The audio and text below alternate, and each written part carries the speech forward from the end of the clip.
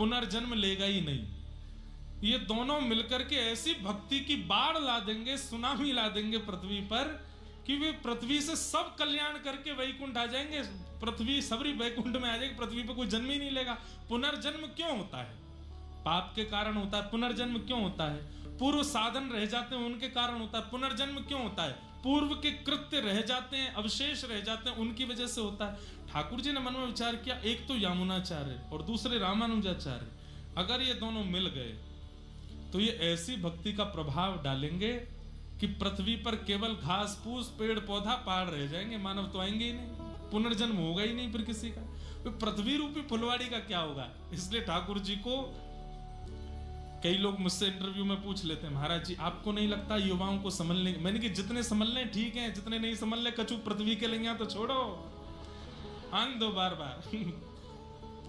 ठाकुर जी को चिंता हो गई। बताओ, कभी आपने सुना होगा कि फलाने व्यक्ति ने उन दोनों को मिलने नहीं दिया, फलानी स्त्री ने उन दोनों को मिलने नहीं दिया, उनकी बुआ नहीं मिलने दी, उनको ये नहीं। यहां तो ठाकुर जी ने नहीं मिलने दिए, यामुनाचार्य जी और श्री रामानुजाचार्य जी। प्रसंग तो बाद में आना है, लेकिन मैं अभी सुना देता हूं। यामुनाचार्य जी का प्रसंग है। जब श्री रामानुजाचार्य जी प्रकट हो गए और प्रकट होकर के श्री कांचीपुरम में रामानुजाचार्य जी निवास करते थे, तो यामुनाचार्य जी के मन में आया कि अब मैं वयोवृद्ध हो गया हूं, अब जाने से पहले इस श्री परंपरा को किसको सौंप के जाऊं जो इस परंपरा को आगे तक लेकर के जाए। अनेक शिष्यों पर दृष्टि डाली पर उनको कोई ऐसा योग्य दिख नहीं रहा था। तभी उन्होंने चर्चा सुनी, कांचीपुरम में वरदराज भगवान की सेवा करते हैं श्री रामानुजाचार्य जी। अभी ये बीच में मैं थोड़ा बहुत आगे चला गया हूं, रामानुजाचार्य जी के जन्म का भी प्रसंग नहीं आया, क्योंकि यामुनाचार्य जी हैं इसलिए मैं बोल रहा हूं। तो यामुनाचार्य जी कांचीपुरम गए और वहां श्री वरदराज भगवान का दर्शन किया। हमारे श्री वरदराज भगवान, वहां दो वरदराज भगवान हैं।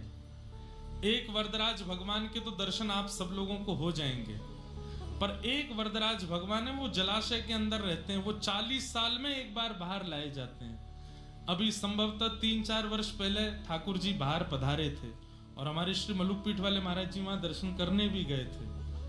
अब वो 40 साल बाद ही आएंगे बाहर। हम सब तो 80 के आसपास के आ जाएंगे, तब तक बचेंगे भी कि नहीं पता नहीं। महाराज जी तो दर्शन कर आए एक बार। हमने कही महाराज जी हमको भी ले चलते संग में।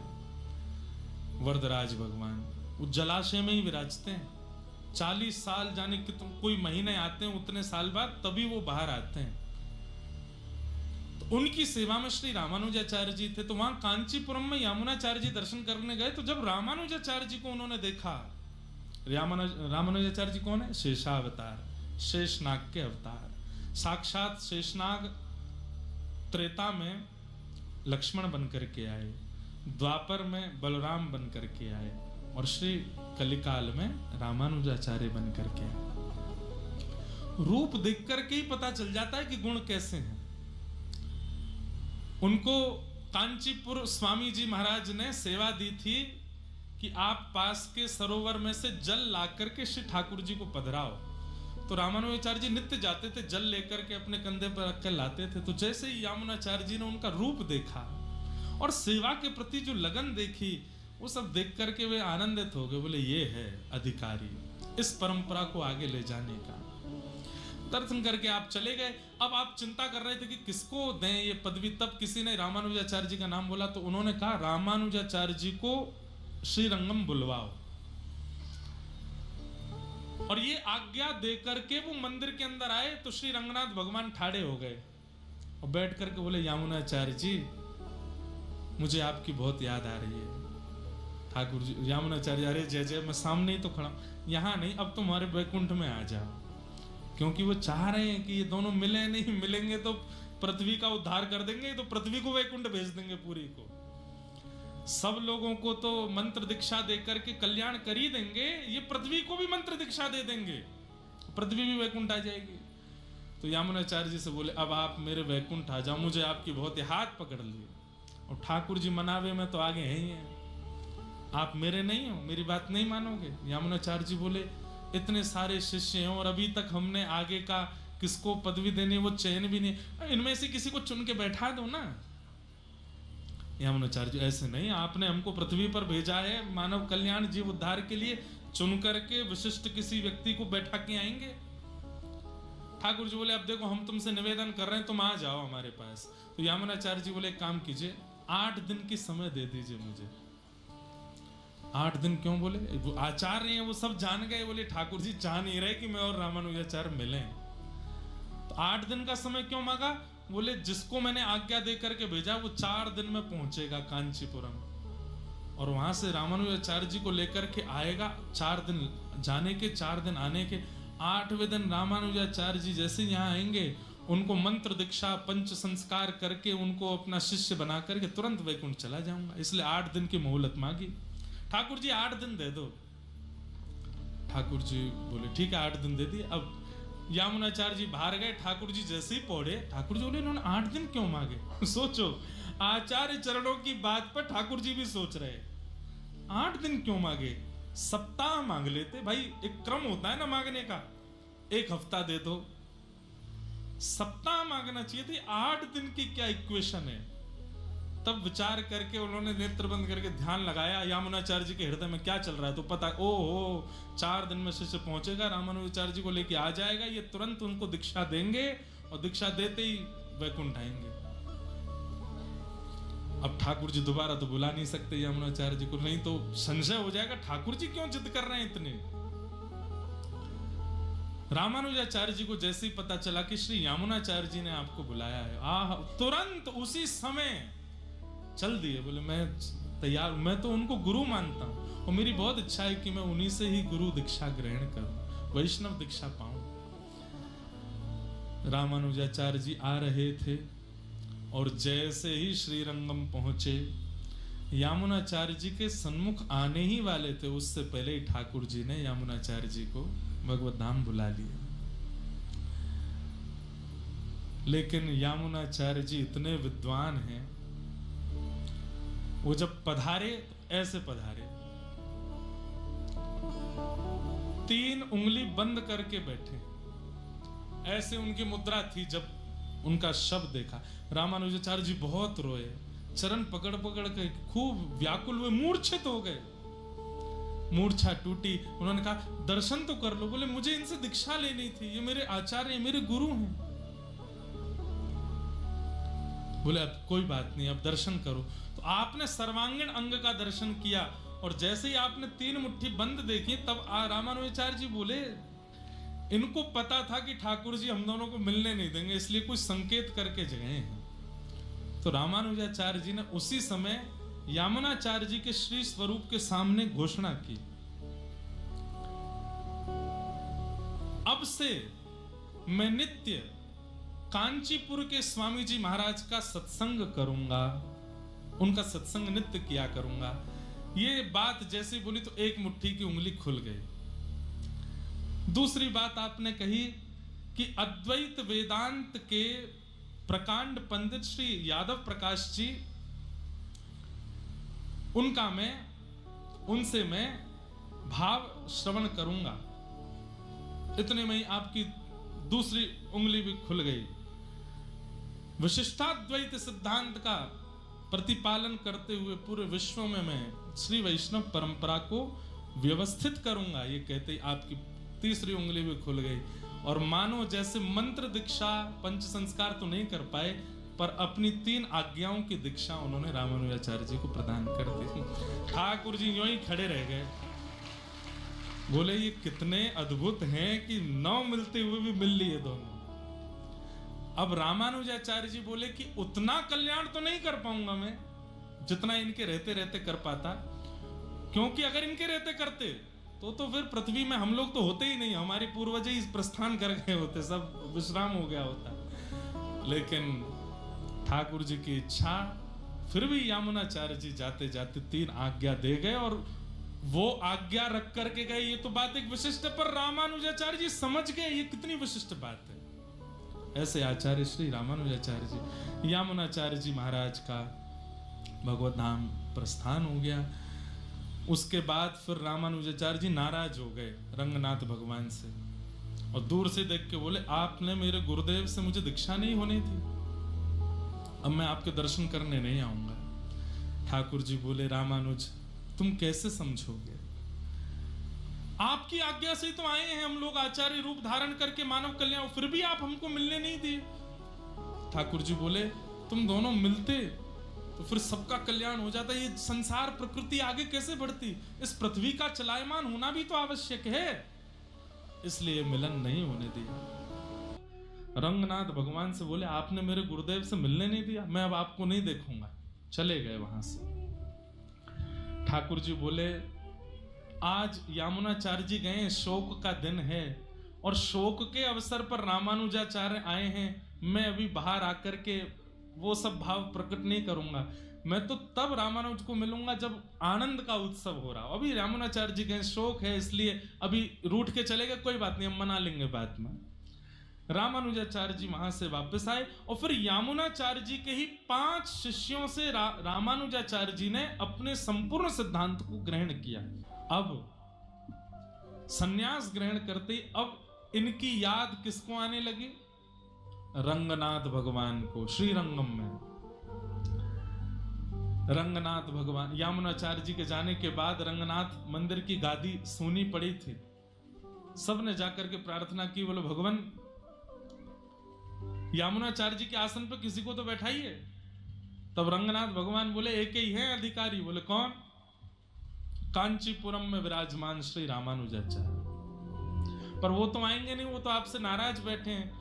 बोले वो नहीं आएंगे, पर जिनकी उन्होंने आज तक सेवा की है वरदराज भगवान। अब देखो ठाकुर जी का कौतुक देखो, हम लोग उत्तर भारतीय हैं ना, इसलिए हमको दक्षिण भाव थोड़े कम समझ में आते हैं। एक प्रकार से ये समझ लो, राधा रमन जी किसी को बुलाना चाहते हैं लेकिन यूं कह रहे हैं वो मोते नाराज बैठो है, अगर राधा वल्लभ जी आज्ञा कर देंगे तो आ जाएगा, तो जाओ राधा वल्लभ जी को मनाओ, राधा वल्लभ जी आज्ञा करके उसको मेरे पास भेजें। तो ऐसे ही किया। रंगनाथ भगवान कह रहे हैं वो जिनकी सेवा करते हैं वरदराज नारायण भगवान, अगर वो आज्ञा कर देंगे रामानुजाचार्य जी को कि तुम जाओ और जाकर के रंगनाथ में गद्दी संभालो, तो उनको आना पड़ेगा। तो बोले वो कैसे होगा? बोले वरदराज भगवान को संगीत बहुत प्रिय है और श्री वरदराज भगवान के सामने आप लोग यामुनाचार्य जी के पुत्र जो कि संगीत के विशारद हैं, संगीत में बहुत अच्छे हो चुके हैं, उनका नाम था श्री वररंग जी, यामुनाचार्य जी के पुत्र, इनको भेजो और ये जाकर के श्री वरदराज भगवान के सामने सुंदर स्वर लहरियों में जब गाएंगे तो वरदराज भगवान इनसे कहेंगे वरदान मांगो, हम तुमसे बहुत प्रसन्न है। तो ये वरदान में रामानुजाचार्य जी को ले आएंगे। ठाकुर जी योजना बना रहे हैं, ठाकुर जी ही देने वाले हैं। कैसी विचित्रता है ठाकुर जी की लीला। वररंग जी से कहा कि आप जाइए और कांचीपुरम में श्री वरदराज भगवान से रामानुजाचार्य जी को लेकर के आइए। वररंग जी जब आए तो रामानुजाचार्य जी ने उनका सत्कार किया, यामुनाचार्य जी के पुत्र हैं, आइए पधारिए। कैसे आए? बोले वरदराज भगवान के सामने राग सेवा करनी है। और आप उनके सामने बैठकर के राग सेवा करने लगे, गाने लगे भाव। अब भाव तो उन्होंने कुछ तमिल में गाया होगा लेकिन हम पद गा देते हैं। कोदार जग माही ऐसो, कोदार जग माही ऐसो, कोदार जग माही ऐसो, कोदार। सब लोग गाओ।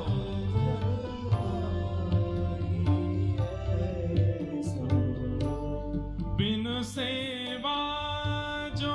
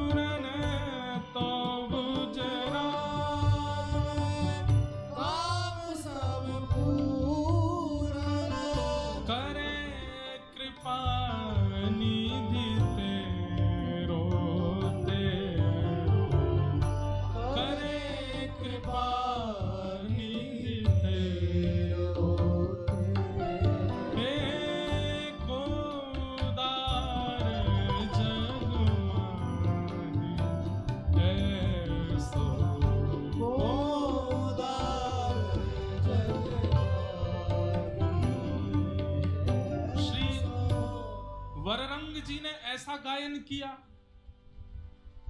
वरदराज भगवान प्रसन्न हो गए। सब लोग मार्ग दे दो, इधर देखो। वररंग जी ने ऐसा गायन किया, श्री वरदराज भगवान जो सामने विराजमान मूर्तिमंत थे प्रकट हो गए प्रत्यक्ष, और प्रकट होकर के श्री वररंग जी को हृदय से लगा करके बोले, वरदान मांगो, क्या चाहिए। हमारे श्री त्रिवेणी घाट वाले पूज्य महाराज जी पधारे हैं। महाराज जी के श्री चरणों में बारंबार वंदन करते हैं, प्रणाम करते हैं।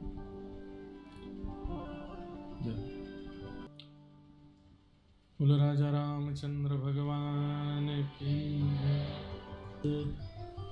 कहाँ चल रही थी कथा?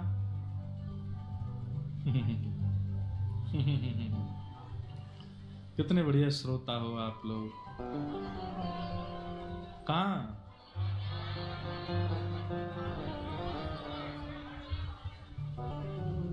श्री वररंग जी वरदराज भगवान के सामने पद गा रहे हैं, और जैसे ही पद गाया तो श्री ठाकुर जी प्रकट हो गए।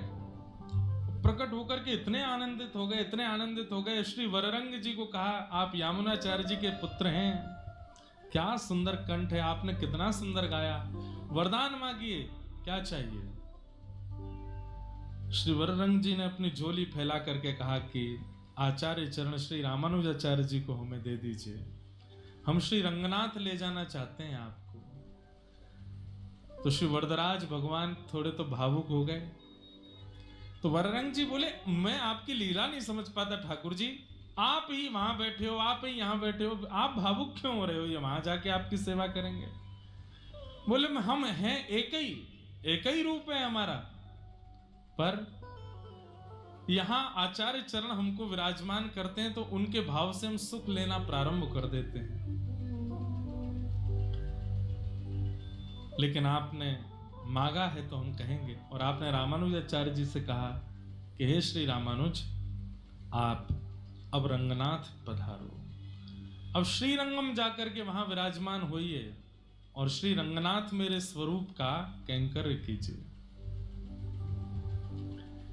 तब आचार्य चरण बोले, देखिए हैं तो हम उनसे नाराज, पर आप आज्ञा कर रहे हैं तो हम जरूर जाएंगे। और श्री रामानुजाचार्य जी महाराज अब श्री रंगम के लिए प्रस्थान किए। असंख्य वैष्णवों की टोली साथ में चल रही है, सब नाच रहे हैं, गा रहे हैं, आनंद कर रहे हैं। और तो और कौन आनंद करे, साक्षात रंगनाथ भगवान आनंद कर रहे हैं। यहां ठाकुर जी श्री रंगनाथ भगवान अपने आचार्यों को कह रहे हैं, जैसे घर में कोई आते हैं तो घर का एक व्यक्ति, वो उसका काम ही यही है, वो करते कुछ नहीं है, बस बताते रहेंगे, यहाँ पे फूल लगा दो, यहाँ पे सोफा लगा दो। सो ठाकुर जी क्या करते हैं, पूरे दिन श्री रंगनाथ भगवान जिन जिनको उनका अनुभव होता, सबको नहीं होता उनका अनुभव, जिन जिनको ठाकुर जी अपना अनुभव कराते हैं उनसे जाके कहते हैं, सुनो तुमने चौक पुराया कि नहीं, अरे रामानुजाचार्य जी आ रहे हैं, चौक जाकर के सुंदर सजा दो। कोई पुष्प माली से कहते हैं, अरे तुम वहां वाटिका में जाना, वहां बड़े अच्छे अच्छे पुष्प हैं, वो पुष्प लेकर के आना।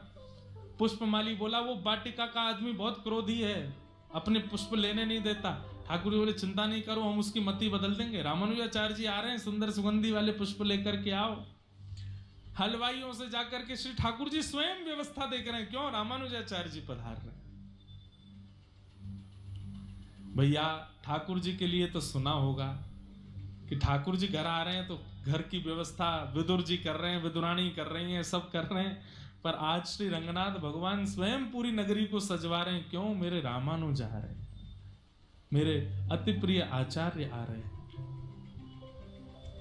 चौक पुराओ माटी रंगाओ, आज मेरे पिया घर। अरे हमारे पिया केवल गोविंद देव जी थोड़ी हैं, गोविंद देव जी के पिया हम भी तो हैं, वो भी तो हमसे प्रेम करते हैं। अरे हम आपसे कितना कहें, आप जितना तरसते हैं ना उनको देखने के लिए, आपसे दुगना तरसते हैं आपको देखने के लिए। वे तो चाहते हैं कि कभी ऐसा अवसर आए कि ये जो दहली है बीच में, इसको लांग के आप भीतर आ जाओ और गोविंद देव जी को अपने हृदय से लगा लो। वो तो बैठे हैं इसके लिए। आज छवि का अनुभव करो। शंख चक्र गदा पद्मधारी साक्षात नारायण, जिनके कारण पूरी पृथ्वी संभली रहती है, वे पूरे रंगनाथ मंदिर में घूम रहे हैं और सबको व्यवस्था बता रहे हैं। क्यों? रामानुजाचार्य जी आ रहे हैं। हेरी सखी मंगल गाओ रे, धरती अंबर सजाओ रे, उतरेगी आज मेरे पीर की सवारी। हे हरि कोई काजल लाओ रे, मोहे काला टीका लगाओ रे, उनकी छब से देखूं मैं तो प्यारी। लक्ष्मी जीवारो नजर उतारो, आज मेरे पिया घर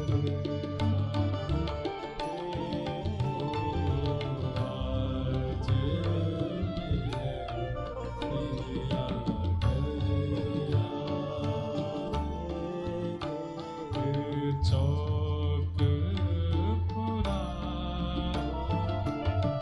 माटी रंगाओ, आज मेरे पिया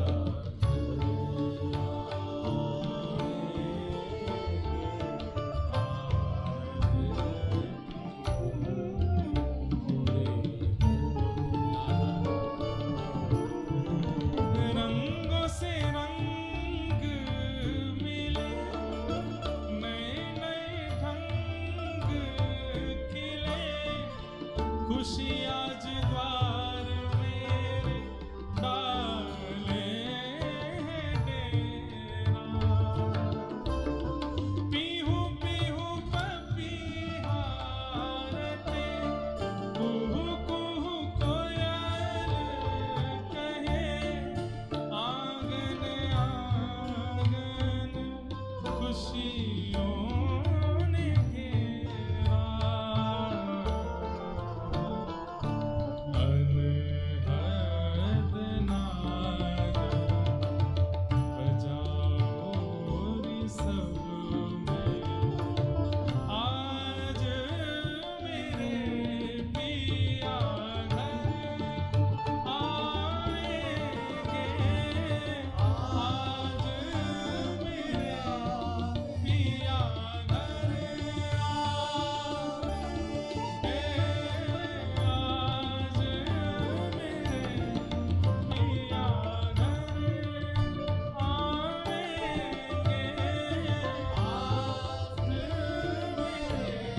पिया घर